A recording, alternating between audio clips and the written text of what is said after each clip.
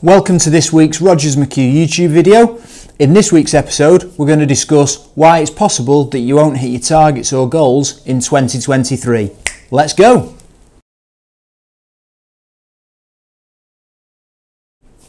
Welcome to this week's Rogers McHugh YouTube video. In this week's video, we're going to discuss why you might not hit your goals or targets in 2023. This is a little bit of a follow-up from the video that we did just before Christmas, where we're looking at how to set targets and what targets you should be setting for the year ahead. If this type of content's of interest to you, make sure that you subscribe to the channel and you'll be notified every time a new video drops. If there's anything that you feel I've missed off this video, by all means make sure that you put a comment below and we'll go through those and come back to you on those. So, why are you not going to hit your targets in 2023? Well, the first thing to say is I hope all of you absolutely do nail your targets this year. We're coming towards the end of Q1 now. We're middle of March and quarter one, believe it or not, is almost behind us. Scary thought, the year's gone pretty quickly. The first thing to say why you might not hit your targets, you can't master what you don't measure. So, what do I mean by that? Well, are your goals in front of you on a daily basis? Do you know what goals you set, or did you think about them at the start of the year and then you've forgotten about them since? Or do you have it clear in your mind what targets you want to achieve this year? If that's the case, are those goals visible to you on a daily basis? Do you sit there? Is it on your desk? Are you constantly looking at it? If so, you're halfway there, but you can't master what you don't measure. So, are you comparing where you are compared to the targets that you set at the start of the year? Do you know how far off you are from that? So we're about to embark on our first managers meeting of the year to review quarter one in the next couple of weeks, and we'll be looking at what targets we set at the start of the year, where we are on that journey, and how far off or in front of those targets we are. If we're behind, then we need to double down on effort. If we're in front, we need to double down on effort. When I say in front, we're not going to have hit the target yet, but we're a quarter through the year. So are we a quarter of the way towards the target? If we are, great. If we're above that, fantastic. If we're behind that, we've got extra work to do. So you need to know A, what your target is, and B, where you stand compared to that target. So is it that you're in front of a quarter's worth of that goal, or are you behind? And if you don't know that, you need to get a grip of that pretty quickly if you're going to hit your target. Secondly, consistency. You've got to be consistent in all your activity, whether it's a sales target, whether it's a revenue target, whether it's a number of clients that you want to work with this year. Consistency is very much the key. You can't put effort in the first couple of months of the year, first couple of weeks of the year, or first couple of months of the year because the targets are fresh in your mind and then peter off. You've got to be consistent day in, day out, year in, year out, month in, month out. You've got to be consistent with your activity. Are you speaking to enough people? And are you doing it in a consistent manner? Are you reaching out to enough people on LinkedIn and doing it in a consistent manner? It's very easy to think, oh, I need to reach out to some potential clients on LinkedIn and absolutely bombard LinkedIn for a day and then do nothing for 3 weeks. That's not going to get you where you need to be.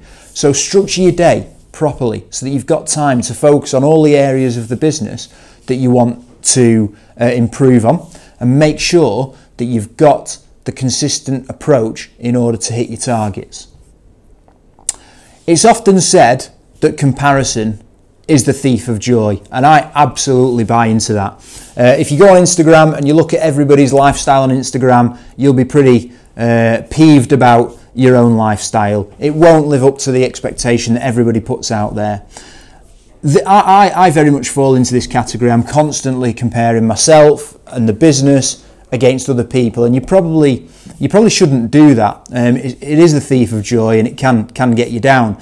I mean, just to give you a little bit of an idea, I suppose. So Rogers McHugh started trading in June 2020. So we've been going just over 2.5 years now, and we've grown that pretty steadily over the last 2.5 years. We're now at 13 employees within the business, and this year, this financial year, we should hit around about £5 million in turnover. So if you look at the numbers in that respect, I'd say that's pretty good. you know, we've grown a business, we're profitable, we've got a number of employees within the business, and we've done it in a sustainable manner. I then watch YouTube channels like the RAG podcast, which I'll put a link in the show notes of today's episode. If you have got an interest in recruitment, Sean does a great weekly YouTube video and podcast, and I'd certainly recommend you watching that. It's a fantastic weekly deep dive into either a senior manager or an owner of a business, a recruitment business, and you know, they'll go through the trials and tribulations and the backstory. So if you have got an interest in recruitment, definitely give that a view. And like I say, I'll put a link to that in the show notes. But you can be watching that, and you can be speaking, or he can be speaking to somebody that's done £1 million margin in the first 12 months. We were nowhere near that.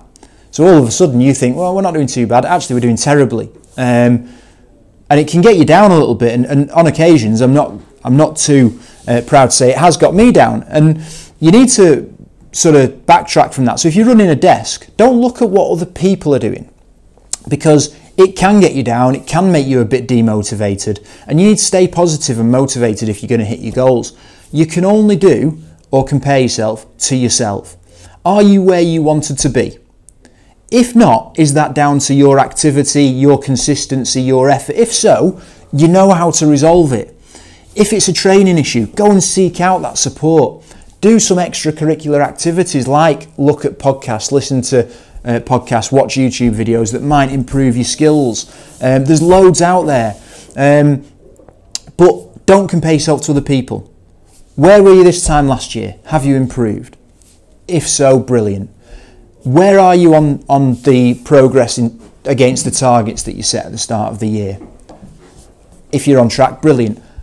Where are you where you wanted to be? Don't get bogged down in where other people are, because it will make you a little bit down. It will be a negative. It will have a negative impact, and that's the last thing you want. So I'm going to take some of my own advice and try not to be quite so negative or compare myself to other companies and other people quite as much as I do. But definitely I'm going to be comparing myself and the business to where we were this time last year and where we wanted to be at the end of Q1 this year based on the targets that we set at the end of 2022. What's your personal brand like? Have you put any emphasis or any effort into that? On LinkedIn, for instance, do people within your market know who you are? Are you going to get inbound inquiries? Are you going to get people coming to you asking you to source candidates for them? That's going to be a massive difference to whether you hit your goals or not this year. If you're well known within your industry, it's going to make it significantly easier for you to hit your goals. If you are the biggest kept secret in the recruitment game, you're going to struggle, because it's going to be dependent on you constantly reaching out to potential clients and active clients and try and get opportunities to work with them. Make sure that you give yourself the best chance. Work on your personal brand. Again, there's some fantastic people on LinkedIn that absolutely smash this, and you know, if you follow some of them and start picking up some advice on what they do, I'm sure that you'll improve. And again, it's incremental changes. You're not going to go from not posting at all today to being an influencer in a week's time. It comes back to that consistency. Are you posting consistently? Are you delivering the right message, the message that you want to put out there? And are you known for what you do within your market? And the final one is relationships. How hard in Q1 have you worked on building good quality relationships? Or do you still offer a transactional service? If you do offer a transactional service, then that's all well and good when we're in a boom period. If we do dip into a recession, which the UK seems to be avoiding still as we speak in March 2023, but if we do dip into a recession, transactional recruiters do struggle. You need to have relationships.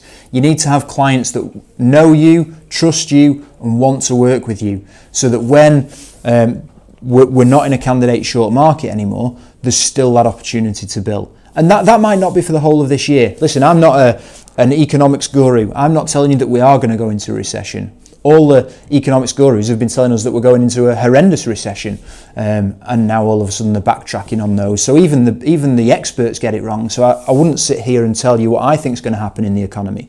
What I would say is that we've still got a very strong employment situation at the minute. There's still very few people unemployed in the UK. The unemployment rate is still low. And that says to me that we are still, and from speaking to clients and candidates alike and the consultants within the business, we are still in a very much a candidate-driven market. So it may not change this year, it might not change next year, but at some point in your industry, it will change and it'll become a candidate-abundant market. In order to ride through those times, you need relationships. So if you've not gone and met enough people yet this year, if you've not had enough Teams meetings with them, then make sure that for quarter two, you're up in your game on that. You're setting yourself more targets to go and do that. You're building better relationships, longer lasting relationships, so that you can succeed for the remainder of 2023. Guys, I want to make sure that you all hit your targets in 2023. I want everybody to be successful, and hopefully those 5 tips that I've given you there as to why you may not be successful if you don't focus on those, I've just given you a bit of food for thought as we come out of the end of Q1 and into the start of Q2. If there's anything that you feel that I've missed, make sure you put it in the comments. Like this video, but most importantly, like I said at the beginning, subscribe to the channel so that you'll be notified as soon as any more videos come out on the Rogers McHugh YouTube video, and we'll see you next week.